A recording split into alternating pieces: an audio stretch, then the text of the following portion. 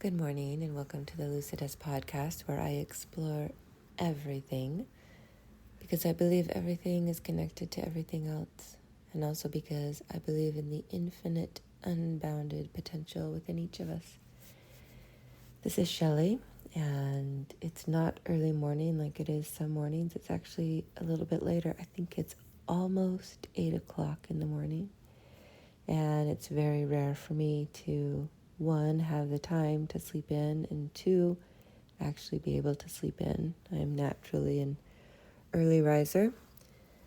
So for me to have been able to sleep in till almost 8 o'clock is pretty rare. And it's time for me to get up and do my meditation. And as I was laying here, I wanted to share something that happened last night. So in the arc of any meditation practice, there are times, if you do it over any long amount of time, long meaning, months, but certainly years. And I've obviously been, somewhat dedicated to my Vipassana meditation practice for, I think it's 13 years now. I can't really remember. But the important thing is that I have been dedicated morning and night 1 hour for about 3 years now, which amazes me, literally, almost. I don't even know how I've been doing it, but somehow I have. And in any meditation practice, you have these arcs, as I said, where sometimes your meditation is so strong and you are just sitting like a champ. And other times you're barely able to prop yourself up on pillows, at least my experience. You're barely able to prop yourself up on pillows and sort of slouch your way through it. I even had one stint there where I still don't know what it was, but something was so intense in me, I could not sit up and meditate, and I literally just had to lie in bed and meditate. And then one day I slowly was able to sit up. Anyway, so more recently, my meditation practice has been really solid. I'm just sitting like a champ. And don't know why I can suddenly, you never know with these things. It's like the ocean currents, only you don't know, You don't have any charts or tables. You're just kind of like, wow, they changed. I don't know what's going on. So last night was really interesting when I was meditating. So yesterday, I had a longer conversation with a friend about, just what was going on with the rape. And it wasn't an upsetting conversation, but I still have, whenever I talk about it, I still have these really intense, everything in me is just shaking at this intensely high vibration, and I can feel it, and I talk a little faster, and my voice rises, and I did my best to stay aware of it. I could feel and tell that my, energy had changed talking about it.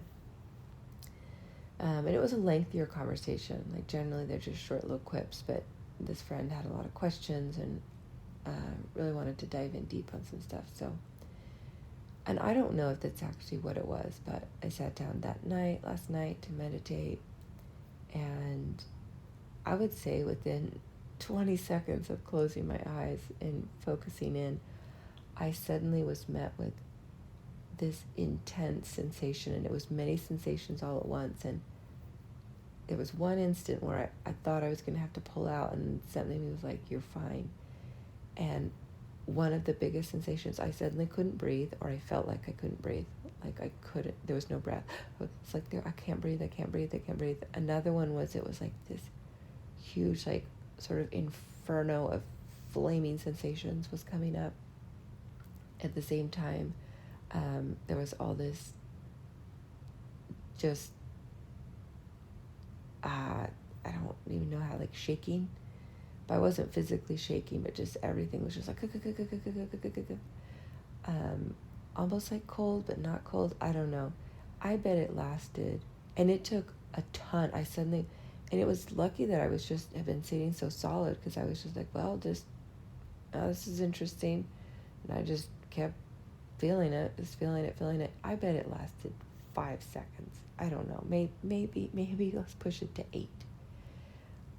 It wasn't very long, but it was so intense that I almost had to check out. It was like part of me was trying to be like, maybe we should, or can we really breathe? Are we really okay? And I'm thinking, yeah, we're okay. Like I can't, I'm just not going to pass out in 8 seconds. And then suddenly it whoosh, it was done, it passed. And the interesting thing was in that 8 seconds, I'm suddenly dripping. I mean, I'm not like, I didn't break out in a sweat. I am dripping in sweat. I literally just have sweat running down my whole body. And I was like, this is highly irritating to be drenched in sweat. And I'm like 20 seconds into my hour-long meditation. And I thought, oh, well, here we go. Like it's going to dry.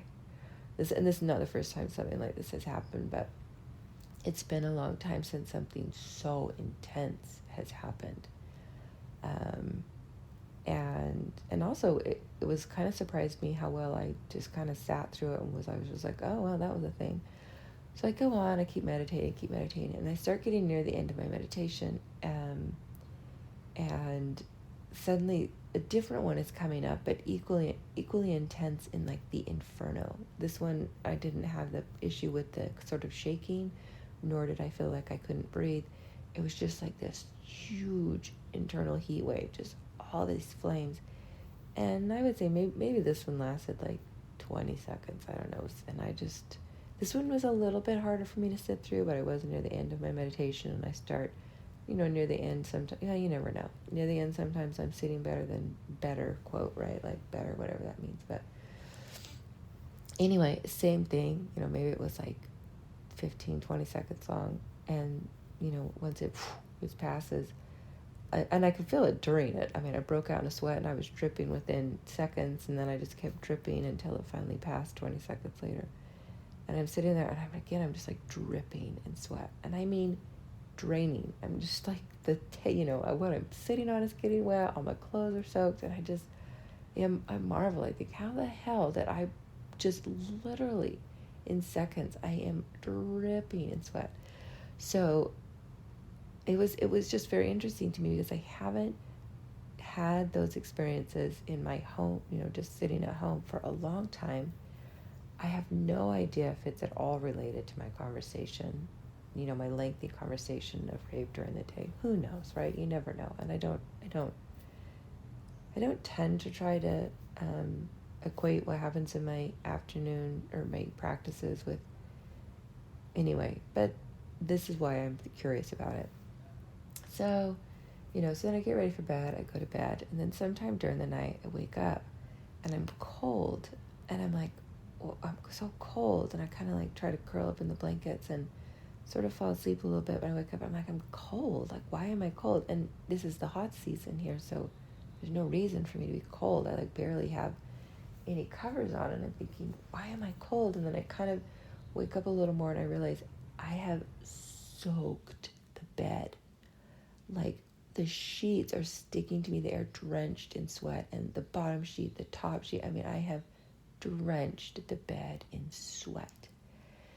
And what's interesting is I didn't wake up. Like, it's probably the exact same scenario where it was only like, who knows, 3 seconds, 10 seconds, 20 seconds. It probably happened so quickly. I assume I had another one of those, but it didn't wake me up.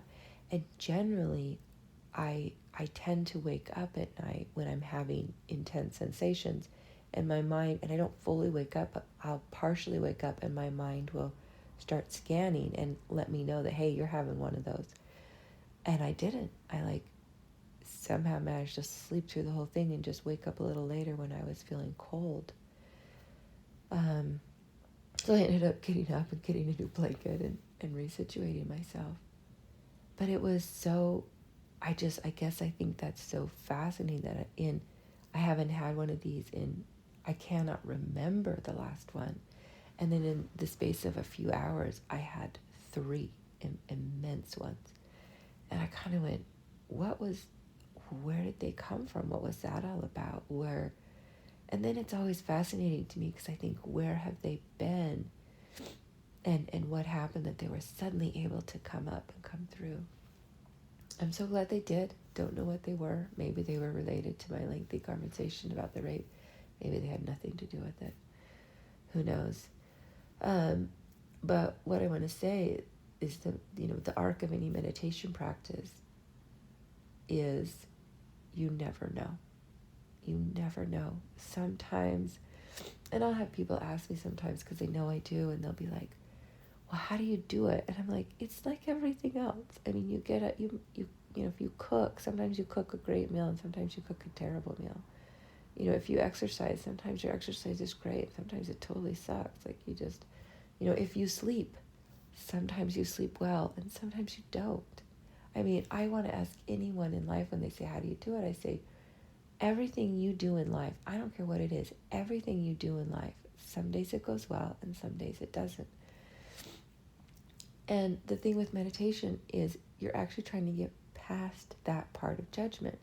And you're just trying to say, this is how it is. This is how it is. So, I could say right now, oh man, I'm sitting like a champ. I'm sitting great. Because that's the way I'm judging it. But I'm just sitting. And I'm getting better at seeing my judgments. And I think that's actually incredible. That's amazing improvement. I'm suddenly getting very congested. Hold on a minute.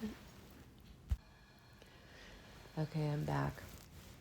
So, yeah, the arc of meditation. So I was listening to a Buddhist monk yesterday, and I know I said I'd do a better job remembering their names, but I don't even remember hearing this person's name. And if he's a Buddhist monk, hopefully he'll forgive me for not remembering his name. But he was talking about how he had been a monk for 12 years, and I've never been, obviously, a monk or a nun, but I know their lives are incredibly dedicated and regimented, and they really challenge themselves in many areas, but specifically meditation. And he said he'd been a monk for 12 years and really was feeling, I can't remember the word he used, it was quite cute, but like really kind of feeling good about himself, like I'm a really good monk. And then he went into this intense retreat, 4 years. 4 years of intense meditation. I was like, oh my gosh. Anyway, and he gets in there and he realizes which we all do. And I said it actually the last time I know I didn't finish that sentence. He said, he realized he'd been playing games. He'd been playing games with the practices. We all do it. We all do it. I really saw it very deeply the last time I did a 10-day Vipassana meditation. I went and talked to the teacher after, and I said, hey, like I saw so clearly how I'm playing games. And the teacher was very kind. It was like, yeah, it's okay, it's good. It's really good you saw that. We all do it. We try to do it less and less. It's really good you saw that. So here's this monk, and he's like, I've been a monk for 12 years. I'm going to be awesome. I'm going to go do this 4-year intensive retreat meditation. So he gets in there, and he realizes he's been playing games. What that means is you use the practice, or I'm going to try to speak. I won't tell you what he did because I don't really know.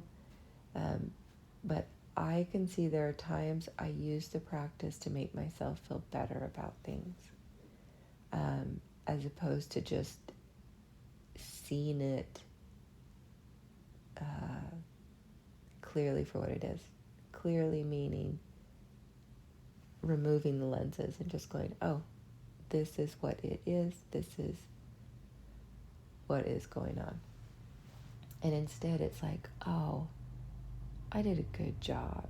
Or sometimes even I'll be out and about in life and I'll be like, I'm way more in touch with what's going on in this moment because I meditate, and really everyone else is a little bit more checked out than me, right? I mean, it's just, you start playing, it's so easy to play games with the practice. And I'm about to play one of those games.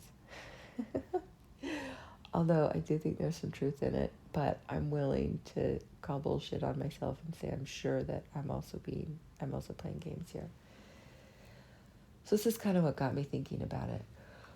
I hadn't even gotten out of bed this morning, but I have this little quote, that email that I get each day, and I generally just get it right up and meditate. But as I said, lazy morning, and I thought, I'm going to read my little inspiring quote. So I read this quote. It was actually quite lengthy. I would say it's like the one sentence was like 15 words, maybe 20. It was like a very long sentence, which I don't think it's necessary when you're going to quote someone. I think shorter quotes are nice. See, there you go. So there's one of my judgments. Anyway, so the point is, I read it and I was like, it was about forgiveness. And I don't remember if I've told you, but I kind of have a little poster. It's a beautiful yellow poster in my, where I meditate, and slowly words are added to it when there's something specific I'm working on. And the word forgive is up there, but it's not spelled the way we normally spelled it. It's spelled Fore, Foregive. Forgive, like for, like before you give. What happens before you give? So the act of forgiveness, I think we've totally misunderstood. And that's why I didn't misspell it. I deliberately spelled it as what happens before you give. So forgiveness, we have somehow thought is this act of, we are giving, in the act of giving something. And what I want to know is what happens way before, all that time before you're actually ready to give that forgiveness. What happens all before that? Because that's really what's important.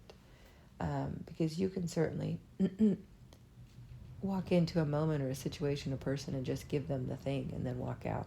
But if you didn't do all the before stuff, it's not really forgiveness. It's a game.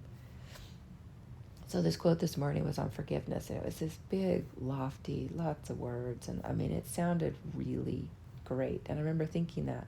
I remember laying here and thinking, that sounds really good. They chose a great quote, and it's total crap. Because I realized the energy was all wrong. So here's my arrogance in meditating. Often when I'm meditating, a word comes, and it introduces itself as energy. So I remember the other day, the word forgive came, and it came as the word forgive came as energy. And I experienced the energy of forgive as like a clear, soft waterfall. It felt like standing under a gentle waterfall of cool, clear energy, and it just moved through me and cleared and cleaned things out. And that was it. And it was like, this is the energy of forgive. It was like this cleaning, clearing, crystal, light and bright, and it was gentle, but it was thorough. Gentle's not quite the right word, but it wasn't a thundering waterfall, so to speak. And I remember thinking, oh, that's not at all what I've been taught about forgiveness. And it was like, well, this is the energy of forgive. Okay, so I'm reading this quote on forgiveness, and I was like, that's not it at all. That is the meaning of, that is pretty words put in to mean something we've been told. And I thought, people really need to stop doing that. I am one of them. I want to write beautiful things. I really do. And I'm realizing it's not helpful. It's not helpful. Writing pretty words is not helpful as much as I want to do it, as much as I love to do it. And what I really need to do is write words that can capture the energy of what something actually is, not what I've been told, not what I wish, and then the other question is, how do you even describe energy when energy is, well, first of all, it's so mysterious and magical and ephemeral, and also at the same time, it's moving through different vessels. So who knows, some other meditator was probably sitting there, and the energy of forgive probably rushed through them, and they would not describe it the way I described it. So that's what got me on this thing, is I was like, I think I know what forgive means, because I had that experience meditating. That experience that I had while meditating was more powerful than any words or definitions I've ever been given about forgiveness in my life. And I was like, dang, I just had this visceral, somatic experience of forgive that was more powerful than anything anyone has ever said or done. And of course, then I congratulated myself. And look at you meditating, and look at, you're so good. You're so good. And I was very proud of myself. So, but in a world of words, and I fucking love words. I mean, I want to write a book. I've already written a lot. And I think that's part of why I can't finish the book. I have a few books I want to finish. It's because I've been writing it so beautifully. And it is beautiful. And it can be beautiful. But I think I've missed the essence. E-S-S-E, lucid S. The essence. The essence of the energy. And I've fallen into the trap like the gentleman who wrote the quote this morning of making it beautiful, as opposed to just making it what it is. So today my sharing is many folds. It's sharing that the arc of meditation is no different than anything else you might do every day of your life. And if you do it well, you'll judge less. I'll just leave it at that. I was going to add some other stuff, but I would just say if you do it well, you'll find that you judge things less and you see things more. You judge less and you see more. And that is not only is it no small feat, it is truly beautiful. When I actually have those moments where I judge less and I see more. I'm not going to put any more words. I would say expansion. No, I'm not going to say that. Because the word also comes of, there's so many words that start to happen. Let's stick with, you judge less and you see more. And I believe that is way higher up on the importance of meditation than calming your mind or having some kind of cool mental experience or aligning your chakras or da-da-da-da-da-da. I think way higher up than all of those is judging less and seeing more. Judging less and seeing more. Okay, so there's the arc of a meditation practice. Judge less, see more, keep doing it. Just keep doing it, just keep doing whatever. Just keep doing it, just keep doing it. 5 minutes morning and night. 5 minutes morning and night. Just do it. It don't matter what it looked like, because it ain't going to look the same the next day. Trust me. Like, do it for a year. 5 minutes morning and night for a year, and you'll start to realize, my God, I have no idea what it's going to be like when I sit down for these 5 minutes. So there's the first thing. The second thing is, maybe don't believe the beautiful words so much anymore. Maybe not. Maybe just try to experience the energies. Invite them for who and what they are. Experience them and invite them for who and what they are. And I think we've gotten a lot of things wrong with the beauty of words. And damn it, that makes me mad because I do so love the beauty of words. And you see me fall into the trap all the time when I try to define things. And yeah, fall short of the incredibility of, or the incredibleness of the actual energy. And the third thing is, I'm going to put this out there, I think I would like to have a co-host. I've been thinking about it a lot lately. I've thought of a few people. I think any of them could do it. I don't think any of them will. I've kind of mentioned it, but people have this weird idea that they have to, people have this weird idea that they have to be somebody to be on a podcast. I just don't think that's true. I know a lot of somebodies that are on podcasts, and I really don't think they don't have a lot to say that I want to hear anyway. And the other thing is, I am not called to have a podcast that is very structured, curated, calculated, blah, blah, blah. I love those podcasts. There are plenty of them out there. And the hosts and the crews do an amazing job. I so enjoy them.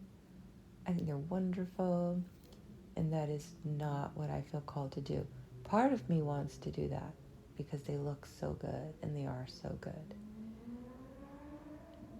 And then part of me goes, yeah, but you'll kill the thing that actually is what needs to live in this situation.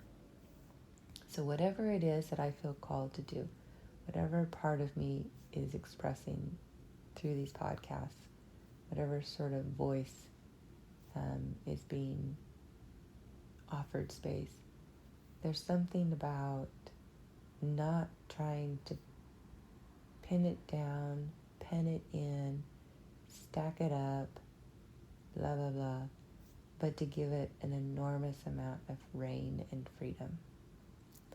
And so what does that mean is my co-host, if I find one, if this is actually the way I'm going, they'll need to be able to just do that as well.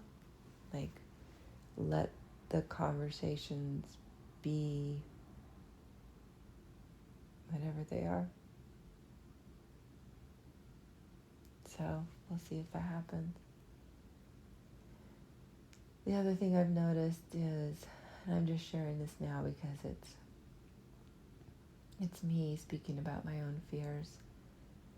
I'm starting to feel the shifts, the growth, and the fears of those shifts and growths, meaning I can feel that it's time for me to make some changes in my life, and that scares me.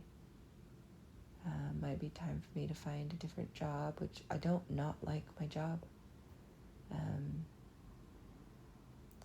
So I'm not sure really why, other than financially I don't get paid that well, but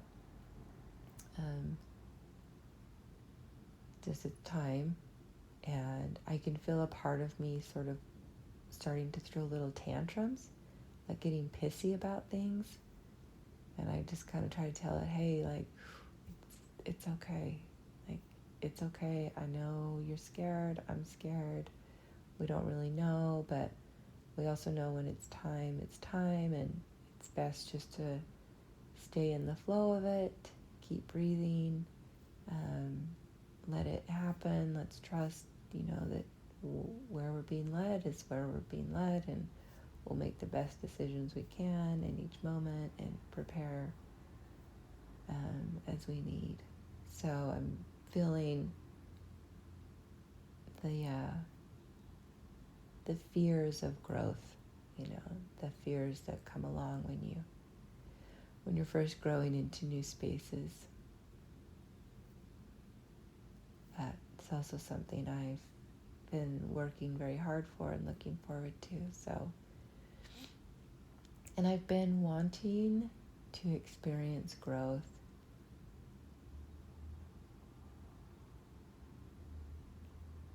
That's it. Those were the end of the words. I was going to say more, but I was like, no, I've been wanting to experience growth. Meaning, I have had, obviously, growth over my life. I don't know if I've ever experienced it. I think what I've experienced is fear. I've experienced doubt. I've experienced discomfort. So I don't know that I've experienced growth. And growth is very different than the other three things I just said. But I believe those three have been so entwined with growth that I haven't just experienced the energy of growth, and I have been wanting to experience the energy of growth. So this is me being more presence, and identifying that fear is entangled with my growth. There's some doubt entangled with my growth, not nearly as much as in the past. Also some discomfort is entangled with my growth. But as I can identify those, I'm able to sort of disentangle them. Not that they're gone, I'm not trying to remove them, but disentangle them and just really acquaint myself with growth, acquaint myself with the energy of growth. It's quite a lovely energy. Interestingly, as I'm laying here and I'm feeling the energy of growth in my body, it reminds me a little bit of forgive. They have sort of this cleaning, cleansing quality to them, a lightness, effervescent, a little bit of effervescent energy that's similar in the two. So, yeah, I like that. All right, so I had a lazy Sunday morning. Now it's time to meditate. I'm so glad I got to sleep in this morning. I'm so glad I had those big 3 massive sweats, whatever they were. I'd rather have them out than in.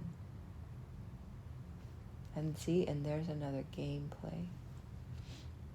There's another gameplay. Playing with the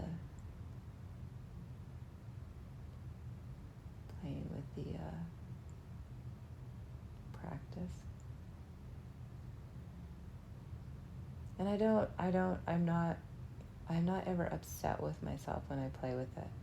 I actually kind of think I'm funny.